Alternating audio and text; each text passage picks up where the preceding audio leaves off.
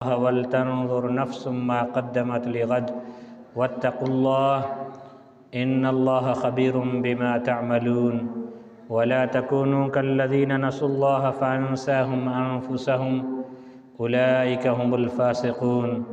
सदक़ल्लाहुल अलियुल अज़ीम।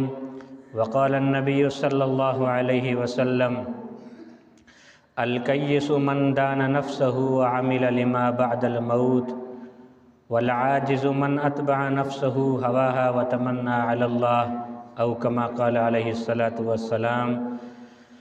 सदक़ल्लाह व सदक़ रसूलुहुन नबियुल उम्मियुल करीम व नहनु अला ज़ालिका लमिनश्शाहिदीन वश्शाकिरीन वल्हम्दुलिल्लाहि रब्बिल आलमीन। सना शरीफ। अल्लाहुम्मा सल्लि अला मुहम्मदिन व अला आलि मुहम्मद कमा सल्लैता अला इब्राहीम व अला आलि इब्राहीम इन्नका हमीदुम मजीद। अल्लाहुम्मा बारिक अला मुहम्मदिन व अला आलि मुहम्मद कमा बारकता अला इब्राहीम व अला आलि इब्राहीम इन्नका हमीदुम मजीद। मुंहिंजा मोहतरम अज़ीज़ दोस्तों ऐं मुसलमान भाइरो, साल 2025 पंहिंजे पुॼाणी ते पहुतो ऐं साल 2026 पंहिंजे आब ताब सां शुरू थी चुको आहे। इन हवाले सां चंद मारूज़ा तव्हांजे साम्हूं अर्ज़ु रखणा आहिनि। अगरचे ईसवी साल खे शमसी साल खे इस्लामी नुक़्ते नज़र सां का अहमियत हासिल कोन्हे, पर आम तौर ते मुसलमाननि में बि इहो रवाज शुरू थी चुको आहे। त उन करे कुझु ग़लतियूं आहिनि, कुझु निशानदेहियूं आहिनि, उन्हनि जे तरफ़ सभिनी खे मुतवजह करण जी ज़रूरत आहे। पंहिंजे पंहिंजे हिसाब सां, पंहिंजे पंहिंजे वुसअत ऐं ताक़त जे मुताबिक़ असां वटि जेके कैलेंडर इस्तेमालु थियनि था उहे ॿ आहिनि, शमसी ऐं क़मरी तारीख़ूं। हिन वक़्तु दुनिया जे ॻोल्हे ते सभ खां वधीक राइज आहिनि तारीख़ूं, उहे ॿ आहिनि, हिकु शमसी तारीख़, ॿी क़मरी तारीख़। शमसी माना सिज जे हिसाब सां तारीख़ जो अचणु ऐं वञणु, क़मरी जी माना चंड जे हिसाब सां तारीख़ जो अचणु ऐं वञणु। सिज जे हिसाब सां तारीख़ ज़माने जो, महीने जो, साल जो हिसाब लॻाइणु ऐं महीने जे हिसाब सां ज़माने जो हिसाब लॻाइणु, साल, महीनो, हफ़्तो, ॿई शयूं असां वटि राइज आहिनि। ईसवी साल जंहिंखे शमसी साल बि चयो वञे थो, इन जे बारे में तारीख़दाननि जो इहो ख़्यालु आहे त इहो ईसाईअनि पंहिंजे हिसाब सां इहा राय ॾिनी, इहो नज़रियो ॾिनो दुनिया खे त शमसी साल उन ॾींहं खां शुरू थियो आहे, उन वक़्त खां शुरू थियो आहे जंहिं वक़्त खां हज़रत ईसा अलैहिस्सलातु वस्सलाम पैदा थियो। जंहिं ॾींहुं हज़रत ईसा अलैहिस्सलातु वस्सलाम पैदा थियो, उन खां पोइ शमसी साल शुरू थियो आहे। माना हज़रत ईसा अलैहिस्सलातु वस्सलाम ज़माने जो जेको असीं काउंटिंग करियूं था, जेको हिसाबु करियूं था, उहो इन हिसाब सां करियूं था त हज़रत ईसा जंहिं साल पैदा थियो उहो पहिरियों साल, उन खां पोइ ॿियो साल, टियों साल, चोथों साल, इन हिसाब सां यको अचे पियो। ॿी तारीख़ आहे क़मरी, जंहिंखे हिजरी तारीख़ चयो वञे थो। इहा पाण करीम सल्लल्लाहु अलैहि वसल्लम जे हिजरत सां शुरू थी, यानी जॾहिं पाण करीम सल्लल्लाहु अलैहि वसल्लम मको छॾी करे मदीने आया, उन खां पोइ इहो हिसाबु शुरू थियो। इहे ॿई तारीख़ूं कोन हुयूं तॾहिं दुनिया पंहिंजे पंहिंजे हिसाब सां वक़्तनि जा हिसाब लॻाईंदी।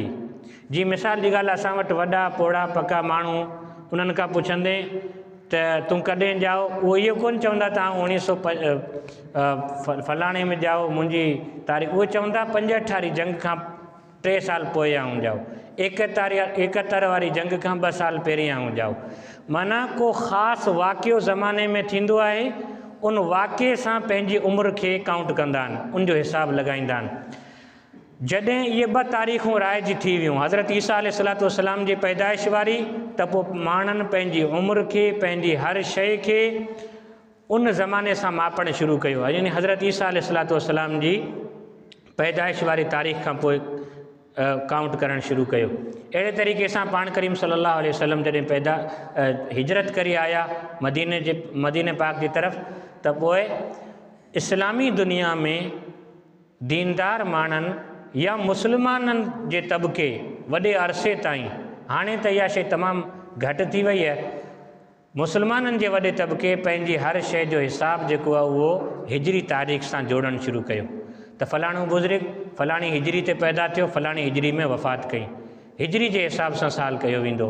बहरहाल उहा अलॻि ॻाल्हि आहे त हिजरी तारीख़ जी फ़ज़ीलत छा आहे, उनखे यादि करणु मुस्लमान जे मथां केतिरो लाज़मी आहे। अॼु मुस्लमाननि जो जेके हिसाब किताब थियनि था, मुस्लमाननि जा जेके पगार थियनि था सरकारी सतह ते इस्लामी मुल्क जे अंदरि, उहे शमसी तारीख़ जे हिसाब सां थियनि था, शमसी तारीख़ जे हिसाब सां। पर मुस्लमाननि खे हिजरी तारीख़ यादि करणु फ़र्ज़ किफ़ाया आहे। यानी हिकिड़े मुहल्ले में, हिकिड़े पाड़े में जहिड़ी तरह हिकिड़े माण्हू खे एतिकाफ़ जे अंदरि विहणु ज़रूरी आहे, जे न वेठो त सभु गुनाहगार थींदा, अहिड़े ई तरीक़े सां हिजरी तारीख़ जो इहो हुकुम आहे त पाड़े में या ॻोठ में या चंद माण्हुनि में हिकिड़े माण्हू खे हिजरी तारीख़ यादि हुजणु ज़रूरी आहे, जे न यादि कई त सभु गुनाहगार थींदा। त इन करे छो त असांजूं जेके इबादतूं वाबिस्ता आहिनि उहे हिजरी तारीख़ सां आहिनि। रमज़ान जे महीने जा रोज़ा चंड ते, ईदूं चाहे ईद उल फितर हुजे, ईद उल अज़हा हुजे, चंड ते आहे, हज जी इबादत चंड ते आहे, रजब जो महीनो चंड ते आहे, मुहर्रम जो महीनो चंड ते आहे, इस्लामी साल जो आख़िरी महीनो ज़ुल हज आहे, पहिरियों महीनो मुहर्रम आहे, ऐं शमसी तारीख़ ऐं ईसवी साल जो आख़िरी महीनो दिसंबर ऐं पहिरियों महीनो जनवरी आहे। मुस्लमाननि खे पंहिंजे हिसाब सां, पंहिंजे दीन जे हिसाब सां, पंहिंजे अक़ीदे जे हिसाब सां जंहिं साल खे, जंहिं कैलेंडर खे अहमियत ॾियणु खपे उहो हिजरी वारो कैलेंडर आहे, क़मरी कैलेंडर आहे। ईसवी कैलेंडर खे अहमियत ॾियणु मुस्लमाननि जो शान कोन्हे, इहो अंग्रेज़नि जो या ईसाईनि जो शान आहे। पोइ इस्लामी मुल्क जे अंदरि रही करे असां सां हज़ारे ॿियूं मजबूरियूं वाबिस्ता थी वियूं आहिनि।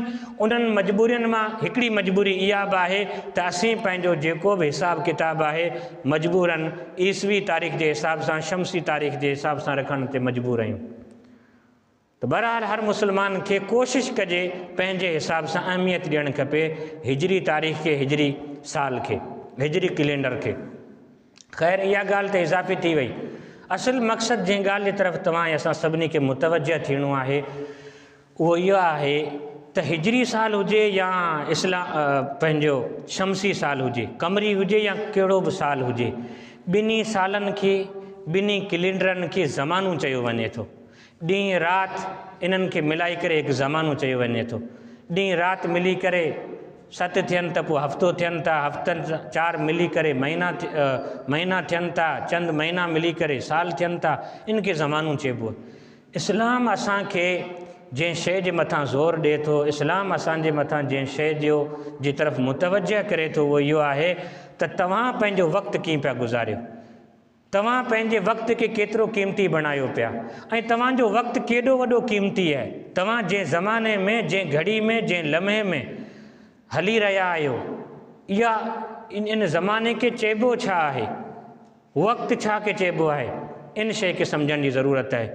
त वॾा वॾा मुआरिख़, वॾा वॾा मुहदिस, मुफ़क्किर, तारीख़दान इन शइ जी हक़ीक़त खे ज़ाहिर कयूं आहे त वक़्तु ज़मानो अहिड़ी शइ आहे जेका रुकिजे नथी। वक़्तु ऐं ज़मानो अहिड़ी शइ आहे जेका कंहिंजे झल में कोन्हे, कंहिंजे करे रुकिजे कोन थी, कुझु बि थी वञे, वक़्तु हलंदो रहे थो, कंहिंजो बि इंतज़ारु नथो करे। अॼु जंहिं वक़्त में, जंहिं हिसाब सां असीं हलूं पिया, जंहिं टाइम में असीं हींअर हिते वेठा आहियूं, इहो टाइम गुज़री वञे थो त वापसी कोन ईंदो। जेको कल्ह गुज़री वियो उहो ज़िंदगी जे कंहिं बि मरहले में, कंहिं बि साल में, कंहिं बि महीने में असांखे उहो सुभाणे वारो ख़मीस वारो ॾींहुं जेको 2026 जो 1 जनवरी तारीख़ जेका आहे उहा ज़िंदगी में वरी कोन मिलंदी। ऐं ज़माने में ईअं बि कॾहिं कोन थियो आहे त अचण वारो को महीनो, अचण वारो को साल, अचण वारो को ॾींहुं जल्दी कोन ईंदो, या असीं वॾी रफ़्तार सां पंहिंजी कंहिं ताक़त जे हिसाब सां पंहिंजो को पैसो इस्तेमालु करी उन ॾींहुं ताईं पहुची नथा सघूं जेको अचण वारो आहे। जेको वक़्तु गुज़री वियो उहो असांजे हथनि मां वियो, जेको अचे पियो उहो बि असांजे हथनि में फ़िलहालु कोन्हे, जेको आहे उन जे बारे में इस्लाम असांखे मुतवजह करे थो, इस्लाम असांखे तलक़ीन करे थो। हज़रत रसूलुल्लाह सल्लल्लाहु अलैहि वसल्लम असांखे मुतवजह कनि था त जेको वक़्तु तव्हांजो गुज़रे पियो इन जो मुहासिबो करियो, इन जो हिसाबु करियो, इहो वक़्तु तव्हांजो कीअं गुज़रे पियो, फ़ुज़ूल गुज़रे पियो या कम जे अंदरि गुज़रे पियो। इहो वक़्तु इन जो तव्हां हिसाबु करियो, कम जे अंदरि गुज़रे पियो या फ़ुज़ूल गुज़रे पियो। एतिरी वॾो ज़ोर ॾिनो आहे। वक़्त जी अहमियत जो अंदाज़ो तव्हां इन ॻाल्हि मां लॻाए सघो था त अल्लाह तबारक व ताला क़ुर मजीद में ॾींहुं ऐं राति जा मुख़्तलिफ़ हिस्सा आहिनि, उन्हनि जा कसम कया आहिनि।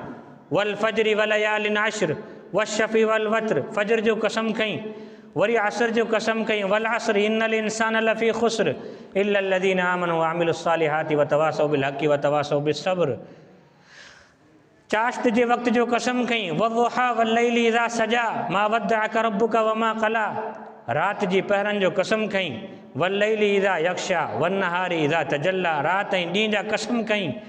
अल्लाह तबारक व ताला क़ुर मजीद में कंहिं बि शइ जो कसम खणे थो न, उन जो बुनियादी क़ाइदो मुफ़स्सिरीन इकराम फरमाइनि था इहो आहे त उहा शइ वॾी अहमियत वारी हूंदी आहे। जंहिं बि शइ जो अल्लाह ताला कसम खयो आहे उहा शइ वॾी अहमियत वारी आहे। वतूर वत्तीन वज़ैतून वतूरी सीनीन व हाज़ल बलदिल अमीन नून वल कलमी वमा यस्तरून यासीन वल क़ुरआनिल हकीम। जेके बि अल्लाह ताला जिन जिन शयुनि जा कसम कया आहिनि, अल्लाह ताला कंहिं बि शइ खे साबित करण जे लाइ कसम खणे थो। इन जो मतिलबु इहो कोन्हे त माण्हुनि खे मञाइण जे लाइ अल्लाह खे मजबूरन कसम खणणो पवंदो, न। कसम खणण जो मतिलबु अल्लाह ताला जे लाइ इहो आहे त जंहिं शइ जो कसम खणे थो मतिलबु त उहा शइ वॾी अहमियत वारी आहे। अल्लाह तबारक व ताला मुख़्तलिफ़ शयुनि जा कसम खया आहिनि, उन्हनि मां हिकु ई शइ बि आहे त ॾींहं जे कुझु पहिरनि जा, राति जे कुझु पहिरनि जा कसम कया आहिनि क़ुर जे अंदरि। अल्लाह ताला इंसानियत खे ॿुधाइणु चाहियो थिए त जिन जिन वक़्तनि जा आउं कसम कयां थो इन मां सम्झो त वक़्तु मूं वटि वॾी अहमियत रखे थो, टाइम मूं वटि वॾी अहमियत रखे थो, स्पेस मूं वटि वॾी अहमियत रखे थो। वक़्तु जेॾो अल्लाह ताला फरमाए थो मूं वटि वॾी अहमियत रखे थो, उन करे वक़्त खे तव्हां बि अहमियत ॾियो, वक़्त खे तव्हां बि क़ीमती सम्झो, वक़्त जो तव्हां बि क़दुरु करियो, वक़्त खे तव्हां बि सही कमनि जे अंदरि इस्तेमालु करियो। वक़्तु जेको तव्हांखे मिले थो तव्हां उनखे ज़ाया न करियो। अल्लाह ताला इहो ॿुधाइणु थो चाहे।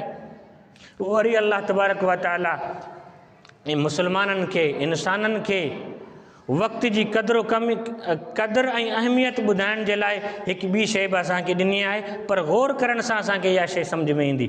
अल्लाह तबारक व ताला मुख़्तलिफ़ इबादतूं वक़्त सां जोड़ी छॾियूं आहिनि। वक़्तु गुज़रण खां पोइ उहे इबादतूं कम जूं कोन थियूं रहनि। अल्लाह ताला फरमाए थो निमाज़ सभ खां वॾी अहमियत वारी शइ आहे, उन करे अल्लाह ताला निमाज़ खे हिकिड़े वक़्त जे अंदरि बंदि करे छॾियो आहे। इन्न सलात कानत अलल मुमिनीन किताबम मौक़ूता। मोमिनो, तव्हांजे लाइ हिकु मुक़ररु वक़्त जे अंदरि निमाज़ फ़र्ज़ु कई वई आहे। वक़्तु गुज़री वियो, निमाज़ कम जी कोन्हे, छो उहा निमाज़ अदा कोन थींदी, क़ज़ा थींदी। हा, पोइ बि तव्हांखे उन क़ज़ा करण जे करे अज़ाब बि थींदो। तव्हां फ़ज़ाइल अमाल में बार बार ॿुधंदा हूंदा, हेतिरा हुक़ूक़ जहन्नम जे अंदरि सड़ंदो छो? वक़्तु टारण जे करे। छो? अल्लाह ताला फरमाए थो वक़्तु वॾी अहमियत रखे थो, वक़्त जे अंदरि निमाज़ अदा कयो, वक़्त जो क़दुरु करियो। अल्लाह ताला रमज़ान जे अंदरि रोज़ा फ़र्ज़ु कया, साल जे अंदरि हिकु महीनो मुतयन करे ॾिनो, हीउ ज़मानो, हीउ वक़्तु रोज़ा रखण जो आहे। नबी सल्लल्लाहु अलैहि वसल्लम जन फरमायो जंहिं माण्हू उन वक़्त खे ज़ाया कयो, उन वक़्त जो क़दुरु न कयो, रमज़ान खे टारी करे बिना कंहिं उज़ुर जे ॿियनि ॾींहंनि जे अंदरि रोज़ा रखे, भल पूरी हयाती रोज़ा पियो रखे, पर रमज़ान जे उन हिकु रोज़े जो जेको आहे न कफ़ारो अदा नथो थी सघे। अल्लाह ताला इबादतनि खे वक़्त जे अंदरि जकड़ी छॾियो आहे। हज शवाल खां पोइ शुरू थियो थो वञे, एराम ॿधी सघे थो माण्हू, ज़ुल्क़ाइद जे अंदरि बि एराम ॿधी सघे थो, पर हज जा जेके ख़ासि रुकन आहिनि, उहे रुकन चंद आहिनि, उहे बि टाइम सां बंदि थियल आहिनि। वक़ूफ़ अरफ़ा जंहिंजे करे हज नथो थिए, उहो सिर्फ़ु तव्हांखे 9 ज़ुल्हज जे ॾींहुं करिणो आहे। 9 ज़ुल्हज जे करे तव्हां खां मिस थी वई, पोइ भले उन मैदान में पूरो साल वेठा हुजो, हज तव्हांजो कोन थींदो। जे उन ॾींहुं हज ते विया आहियो, वक़ूफ़ अरफ़ा न कयो, 12 लख रुपया ज़ाया विया, छो त तव्हांजो हज कोन थियो। इहो छा आहे? अल्लाह ताला फरमाए थो त जॾहिं इबादतूं तव्हांजे लाइ मूं हिकिड़े वक़्त जे अंदरि, शेड्यूल जे अंदरि बाक़ाइदे बंदि करे ॾेई छॾियूं आहिनि, त तव्हां पंहिंजा ज़ाती कम, चाहे इबादत वारा हुजनि, मुआशरत वारा हुजनि, समाजी हुजनि, कारोबारी हुजनि, ख़ानदानी हुजनि, जेके बि कम आहिनि उन्हनि कमनि खे बि तव्हां हिकु प्लानिंग सां, हिकु तरतीब सां सुबुह खां वठी करे शाम ताईं तरतीब ॾियो। हिन कलाक जे अंदरि मूंखे हीउ कमु करिणो आहे, हिन कलाक जे अंदरि मूंखे हीउ कमु करिणो आहे, हिन कलाक जे अंदरि हीउ कमु करिणो आहे। तव्हां अहिड़े ई तरह पंहिंजे वक़्त खे क़दुरु, उन वक़्त जो क़दुरु कयो ऐं उनखे क़ीमती बणायो, जहिड़ी तरह आऊं तव्हांजे वक़्त खे क़ीमती बणाइण जे लाइ तव्हांखे इशारा ॾियां पियो। जीअं निमाज़ जो वक़्तु गुज़रण खां पोइ निमाज़ ओड़ी कोन थींदी जहिड़ी थियणु खपे हा, जीअं रोज़े जो टाइम गुज़रण खां पोइ रोज़ो अहिड़ो कोन थींदो जहिड़ो थियणु खपे हा, अहिड़े ई तरीक़े सां तव्हां पंहिंजे जेका रोज़ानी जा जेके रूटीन जा कम आहिनि उन्हनि खे बि अहिड़ी तरह तरतीब ॾियो जो तव्हां इहो सम्झो त हिन वक़्त जे अंदरि, हिन कलाक जे अंदरि मूंखे हीउ कमु करिणो आहे। जेकॾहिं हीउ कलाकु मूंखां गुज़री वियो त पोइ हीउ कमु बि मूंखां वियो हलियो। जेकॾहिं मूं ॿिए कंहिं टाइम जे अंदरि कमु करण जी कोशिशि कई त ज़ाहिर आहे उहो टाइम बि ॿिए कंहिं कम जे लाइ रखियलु आहे, हिन कम जे लाइ कोन रखियलु आहे। इहो क़दुरु अलाह तबारक व तआला असांखे हिकु तरबियत जे लिहाज़ सां ॾियारणु चाहे थो। पाण करीम सल्लल्लाहु अलैहि वसल्लम जिन फरमायो त ए मोमिनो, तव्हांखे पंहिंजी ज़िंदगी, पंहिंजी हयाती फ़ुज़ूल कमनि जे अंदरि ज़ाया कोन करणी आहे। हिकिड़ी हदीस है, पाण करीम सल्लल्लाहु अलैहि वसल्लम जिन फरमायो मिन हुस्नि इस्लामिल मर्इ तर्कुहु मा ला यानीहि। मुस्लमान जो बहितरीनु इस्लाम इहो आहे, मुस्लमाननि जो बहितरीनु दीन इहो आहे, कंहिं बि मुस्लमान जे बहितरीनु दीनदार हुजण जी निशानी इहा आहे त हू पंहिंजे वक़्त खे फ़ुज़ूल कमनि जे अंदरि ज़ाया नथो करे। जेको फ़ुज़ूल कमनि जे अंदरि पंहिंजे वक़्त खे ज़ाया करे पियो त उहो माना कामिल दीनदार कोन्हे, कामिल मुस्लमान कोन्हे, कम वारो माण्हू कोन्हे।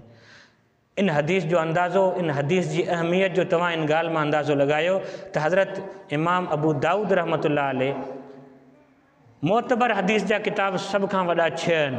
उन्हनि 6 किताबनि मां हिकिड़ो किताबु हज़रत इमाम अबू दाऊद रहमतुल्लाह अलैह जो आहे, जंहिंखे मुस्नद अबू दाऊद चयो वञे थो, मुस्नद अबी दाऊद। फरमाए थो त मूं 5 लख हदीसूं यादि कयूं, हिफ़्ज़ कयूं हज़रत रसूलुल्लाह सल्लल्लाहु अलैहि वसल्लम जूं। उन्हनि 5 लख हदीसनि मां 4000 हदीसूं, 4800 हदीसूं छांटी करे पंहिंजे किताब जे अंदरि लिखियूं। उन्हनि 4800 हदीसनि मां बि 4 हदीसूं कढी करे दुनिया वारनि खे ॾिनियूं आहिनि त हिननि हदीसनि जे मथां सही तरह सां जंहिं बि माण्हू अमल कयो उनजी दीन ऐं दुनिया बहितर थी वेंदो। उन्हनि 4 हदीसनि मां हिकु हदीस ही बि आहे मिन हुस्नि इस्लामिल मर्इ तर्कुहु मा ला यानी। बहितरीनु मुस्लमान हुजण जे लाइ ज़रूरी आहे त उनजो वक़्तु ज़ाया न थिए, कम जे अंदरि अचे। दुनिया जो कमु हुजे या आख़िरत जो कमु हुजे, कंहिं न कंहिं कम जे अंदरि माण्हू लॻल हुजे। फ़ुज़ूल नबी सल्लल्लाहु अलैहि वसल्लम जिन फरमायो, पाण करीम सल्लल्लाहु अलैहि वसल्लम जिन फरमायो त 2 नेमतूं अहिड़ियूं आहिनि जंहिंजे करे आम तरह अक्सर माण्हू धोखे में पियल हूंदा आहिनि। 2 नेमतूं कहिड़ियूं? नेमतानि मग़बूनुन फ़ीहिमा कसीरुम मिनन नास अस्सिहत वल फ़राग़। 2 नेमतूं अहिड़ियूं आहिनि जंहिंजे बारे में अक्सर माण्हू धोखे में पियल हूंदा आहिनि। शैतान उन्हनि खे धोखे में रखियो वेठो हूंदो आहे। कहिड़ियूं नेमतूं? फरमायूं हिकिड़ी सिहत ऐं ॿी फ़राग़त। फ़ुर्सत आहे, टाइम आहे कमु करण जो, पर कमु नथो करे, इबादतनि जो, अल्लाह खे राज़ी करण जो, माण्हुनि जा हुकूक अदा करण जो, अल्लाह जा हुकूक अदा करण जो, पर चवे थो त इहो टाइम गुज़रे पियो, गुज़री वेंदो, अॻिते हली करे कंदासीं इंशा अल्लाह ताला, अॼु ठीकु आहे, सुभाणे ठीकु आहे, परीं ठीकु आहे, हरी इन्हनि आसरनि ते शैतान हलाई करे असांखे मौत जे मुंहं ताईं पहुचाए थो। फरमायूं ॿी शइ सेहतमंद आहियूं, तंदुरुस्त आहियूं, सभु कुझु करे सघूं था, पर नथा कयूं। छो? इन करे त इंतज़ारु आहे, कंदासीं नेठि बीमारियुनि जो अची हमिलो थिए थो, उनखां पोइ कंहिं कम जो नथो रहे माण्हू।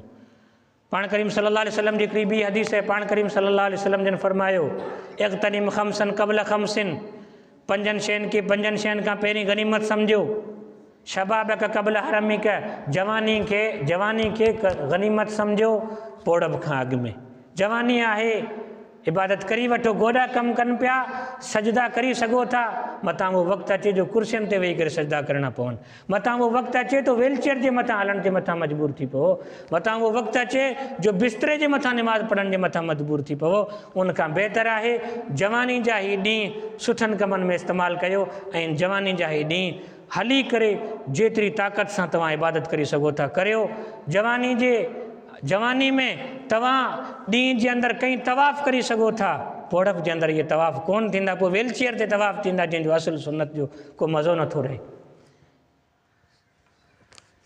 जेको शख़्स जवानी में, वो हज़रत फरमायो न त जेको जवानी में तौबा करे तो जवानी में तौबा करणु अंबिया जो शेवो आहे, अंबिया ई जवानी में तौबा कंदा हुआ, अंबिया जो शेवो आहे। त जेको माण्हू जवानी में तौबा करे थो, अंबिया जी उन सुन्नत खे अदा करे थो।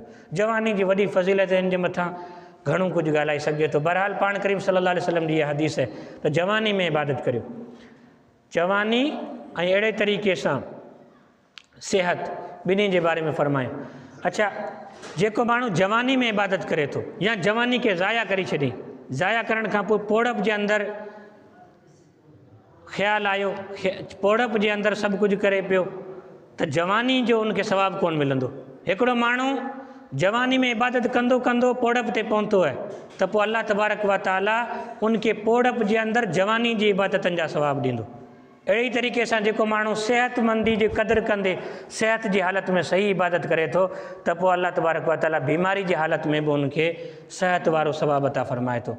फ़रिश्तनि खे अल्लाह ताला हुकुम कंदो फजर जे टाइम हिन जे बारे में 2 सिपारनि जो सवाबु लिखो, हिन जे बारे में फलाणे जनाज़े में शिरकत जो सवाबु लिखो, हिन जे बारे में फलाणी वॾी इबादत जो सवाबु लिखो। फ़रिश्ता चवंदा या अल्लाह बिस्तरे ते सुतो पियो आहे, बीमार हो।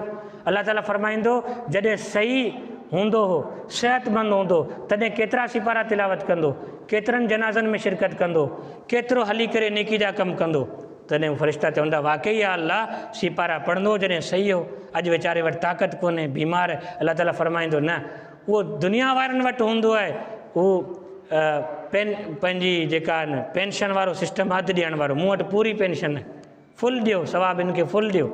पोड़प जे अंदरि हुजे, जे जवानी जे क़दुरु कई हूंदी त पोड़प जे अंदरि बि जवानी जो सवाबु, जे सिहत जो क़दुरु कई हूंदो, सिहत जी हालत में इबादत सही कई हूंदी त पोइ बीमारी जी हालत में अल्लाह तबारक व ताला सिहतमंदी वारो सवाबु अता फ़रमाईंदो। अहिड़े तरीक़े सां फ़रमायूं ग़िना का क़ब्ल फ़क़्री का, टी शइ मालदारी जो क़दुरु करियो ग़रीब थियण खां अॻु में। हीअ अहिड़ी शइ आहे जेका इंसान जे हथनि मां वेंदे ख़बर ई कोन थी पए। कई मालदार ग़रीब थी विया, ठहियो ठीकु आहे, ग़रीब कोन थियासीं, मौत त अचिणो आहे, मौत अची वियो, पर जॾहिं पैसो हो, दौलत हुई, हयाती हुई, उन वक़्त जे अंदरि उन माल मां न ग़रीबनि जा हक़ अदा कया, न माण्हुनि जा हक़ अदा कया, न अल्लाह जा हक़ अदा कया। हालांकि उनजी दौलत जे अंदरि ग़रीबनि जा हक़ बि शामिल हुआ ज़कात ऐं सदक़े जी सूरत में, ऐं अल्लाह जा हक़ बि शामिल हुआ, पर उन अदा कोन कया। त उन करे फ़रमायूं पाण करीम सल्लल्लाहु अलैहि वसल्लम त इन शइ जो बि क़दुरु करियो। ऐं अहिड़े तरीक़े सां फ़रमायूं हयात का क़ब्ल मौतिक, ज़िंदगी जी क़दुरु करियो मौत खां अॻु में, छो त हीअ हयाती अहिड़ी आहे जेका जल्दी गुज़री वेंदी, ख़बर ई कोन पवंदी त हयाती जेका आहे कॾहिं ख़तमु थी, छा थियो, का ख़बर कोन थी पवे। उन करे हयाती जो मौत खां अॻु में क़दुरु करियो। उन करे मूं जेका हदीस शुरू में अव्हांजे साम्हूं कई, अक़ुलमंद इंसान उहो आहे अल कय्यिसु मन दान नफ़्सहु आमिल लिमा बादल मौत। अक़ुलमंद शख़्स उहो आहे जेको हिन दुनिया जे अंदरि मौजूदा वक़्त जो क़दुरु करे ऐं वक़्त खे सही कमनि जे अंदरि इस्तेमालु करे। अॼु सभ खां वॾो ट्रेंड हली रहियो आहे त 2025 गुज़री वियो, 2026 अची वियो, हैप्पी न्यू ईयर नाइट, माना साल जे पहिरीं राति जी ख़ुशख़बरी, उनजी ख़ुशी। असां वटि साल गुज़रण ते बि ख़ुशी कंदा आहियूं, साल अचण ते बि ख़ुशी कंदा आहियूं। इन शइ खे असीं सम्झूं, मुस्लमान नौजवान ख़ुसूसी तौर ते इन ॻाल्हि जी तरफ़ मुतवजह थियनि त हीउ जेको ट्रेंड गुज़रियल साल जे मथां ख़ुशी मल्हाइण जो बर्थडे जी सूरत में हुजे या अचण वारे नए साल जे अंदरि ख़ुशी जो हुजे, मुस्लमाननि जे लाइ इहो ख़ुशी जो मौक़ो कोन्हे। मुस्लमाननि जे लाइ एहतिसाब जो मौक़ो आहे। तूं केक कटी पियो पंहिंजी हयाती जे मथां, मुंहिंजी हयाती जो हिकिड़ो साल गुज़री वियो, हैप्पी बर्थडे, इन बर्थडे मल्हायूं था, छो मूं हीउ साल गुज़ारियो, हीअ मुंहिंजी ज़िंदगी गुज़ारी। फ़ख़्रु थो करी मुस्लमान, ख़ुशी थो करी, कहिड़ी ॻाल्हि जे मथां ख़ुशी आहे? तोखे उन सुबुह जे पहर जे मथां ख़ुशी आहे जंहिं पहर में तो फजर कोन अदा कई, तोखे उन ॾींहं जे मथा ख़ुशी है जंहिं ॾींहं में तो ज़ोहर कोन पढ़ी, तोखे उन ॾींहं जी असर कोन पढ़ी, मग़रिब कोन पढ़ी, इशा कोन पढ़ी, 5 ई निमाज़ूं तोखां वियूं हलियूं, अहिड़ा तुंहिंजा 360 ॾींहं गुज़री विया। अहिड़े ई तरीक़े सां 30 साल जे अंदरि तुंहिंजा 1000 ॾींहं अहिड़ा गुज़री विया जिन ॾींहंनि में तुंहिंजे मथां लानतूं वसंदियूं रहियूं। अलाह ऐं उनजे रसूल जे तरफ़ां रसूल जूं सुनतूं तुंहिंजे घरनि मां मोकिलाई वियूं पे, तुंहिंजी ज़िंदगी मां मोकिलाई वियूं पे। छा अहिड़ी गुज़िरियल ज़िंदगी जे मथां तूं ख़ुशी करींदो? ठहियो ठीकु आहे, दीन खे रखो हिकिड़े पासे, पर तो दुनिया जे अंदरि कहिड़ो वॾो कारनामो सर अंजाम ॾिनो आहे जंहिंजे मथां तूं ख़ुशी करीं पियो, फ़ख़्रु करीं पियो? त तूं कमु कहिड़ो कयो जंहिंजे मथां तोखे ख़ुशी करणु खपे, मातम करणु खपे, सोचणु खपे त मूं पंहिंजी जेका ज़िंदगी ज़ाया कई आहे, वक़्तु ज़ाया कयो आहे, इन वक़्त जी ज़ाया कयल वक़्त जी तलाफ़ी थींदी हले कोन थींदी? ऐं अचण वारो जेको साल आहे इन जे मथां ख़ुशी छो पियो करीं? छो पोयां साल सभु सही गुज़री विया, हाणे अचण वारे साल जो इंतज़ारु आहे। इन जे अंदरि बि तूं हले छा कंदी? तो प्लानिंग कहिड़ी ठाही आहे? तो छा सोचियो आहे, प्लानिंग ठाही आहे त पोयनि सालनि में मूं निमाज़ कोन पढ़ी हुई, इंशा अल्लाह अचण वारे साल जे अंदरि मुकमल निमाज़नि जी पाबंदी कंदुसि। पोयनि सालनि में हज़रत रसूलुल्लाह खे नाराज़ कयो, अचण वारनि सालनि में हज़रत रसूलुल्लाह सल्लल्लाहु अलैहि वसल्लम खे राज़ी कंदुसि। पोयनि सालनि में घर वारनि जा माइटनि जा हक़ अदा कोन कया, अचण वारे साल में हक़ अदा कंदुसि। गुज़िरियल साल में मूं मुआशरती हुकूक अदा कोन कया, अचण वारनि सालनि में, अचण वारे साल में, नए साल में मुआशरती हुकूक अदा करण जो ऐं फुल कोशिशि कंदुसि। गुज़िरियल साल में मूं हेतिरनि माण्हुनि खे नाराज़ कयो, उन्हनि जी दिलि आज़ारी खे, अचण वारे साल में उन्हनि माण्हुनि खे आउं राज़ी कंदुसि, क़ाबिल फ़ख़्रु ज़िंदगी गुज़ारण जी कोशिशि कंदुसि। त ठीकु आहे, भले ख़ुशी कर, पर जेकॾहिं का बि प्लानिंग न आहे, जीअं ज़िंदगी गुज़री पए ईअं गुज़रंदी रहंदी त पोइ मुंहिंजा भाउ ख़ुशी करण जो को बि मौक़ो कोन्हे। साल आहिनि, ईंदा पिया वेंदा पिया, असुल में पंहिंजे पाण खे बदिला, तॾहिं वञी कमाल थींदो। पाण खे बदिला। एक और ईंट गिर गई दीवारे हयात से, नादान कहते हैं नया साल मुबारक हो। तोखे इहो अहसासु थियणु खपे त ज़िंदगी जी दीवार मां हिकिड़ी सिर किरी वई, ॿी सिर किरी वई, टीं सिर किरी वई, बाक़ी चंद सिरूं किरणियूं आहिनि, उनखां पोइ घर ॾही वेंदो, पोइ हलियो वेंदे क़बर जे अंदरि। पोइ तो अमल जहिड़ा कया हूंदा ओड़ो ई हिसाब तोखे मिलंदो। दुनिया मज़रातुल आख़िरा, हीअ दुनिया आख़िरत जी पोख आहे। हिन जे अंदरि जेको बिज हणंदे उहो ई वञी करे सुभाणे तूं लोड़ींदे, उते जेको आहे लुणंदे। पोखणी अथई त पोख, न त वेंदई मुंदि चढ़ी, जिथे लुणंदो सारो लोक उते सिकंदे हिकिड़े संगल आहे। मुंहिंजा भाउ, ज़िंदगी जे अंदरि निमाज़ न आहे त पोइ को बि कंहिं बि साल ते, कंहिं बि ॾींहं जे अचण ते ख़ुशी न कर। तूं जेकॾहिं 40 साल खणी आयो ज़िंदगी जे लाइ, त पोइ तुंहिंजी ज़िंदगी जो इहो 40 साल ख़तमु थी वियो। हाणे 39 साल रहिया आहिनि, जे अॻियूं साल ते ख़ुशी कंदे त पोइ तुंहिंजा 38 साल रहंदा। ईअं ॾिस त तुंहिंजी ज़िंदगी मां हिकिड़ो साल घटिजे पियो, घटिजे पियो, घटिजे पियो, वञी करे तुंहिंजी मंज़िल क़बर आहे, आख़िरत आहे, उते वञी करे पहुचंदे। उन करे नवनि ट्रेंडनि खां असांखे कुझु परहेज़ थियणु। असीं हिकिड़ो कामिल दीन रखण वारा माण्हू आहियूं यार। जेका सोशल मीडिया ते शइ नज़र अचे थी, लॻी था पऊं उनजे पोयां। गुज़िरियल साल जे मथां बर्थडे, अचण वारे साल जे मथां हैप्पी न्यू ईयर फलाणो। यार तव्हां हिकिड़े कामिल दीन जा ताबेदार आहियो, तव्हां हिकिड़े कामिल दीन जा मञण वारा आहियो। उन जूं हिकिड़ी कन्फर्म तालीमात आहिनि, उन्हनि तालीमात खे पढ़ो, पंहिंजी ज़िंदगी जो मुहासिबो करियो, पंहिंजी ज़िंदगी खे बहितर बणाइण जी कोशिशि करियो, तॾहिं वञी करे मुआशिरे जे लाइ, ख़ानदान जे लाइ, अल्लाह ऐं उनजे रसूल जे लाइ बहितरीनु फ़र्द साबित थी सघंदा। न त साल अचणा वञणा गुज़रंदा पिया। असुल शइ आहे पंहिंजे अंदर खे बदिलाइण जी, पंहिंजे किरदार खे बदिलाइण जी। अल्लाह तबारक व तआला असां सभिनी खे अमल करण जी तौफ़ीक़ अता फ़रमाए। व आख़िरु दावाना अनिल हम्दुलिल्लाहि रब्बिल आलमीन।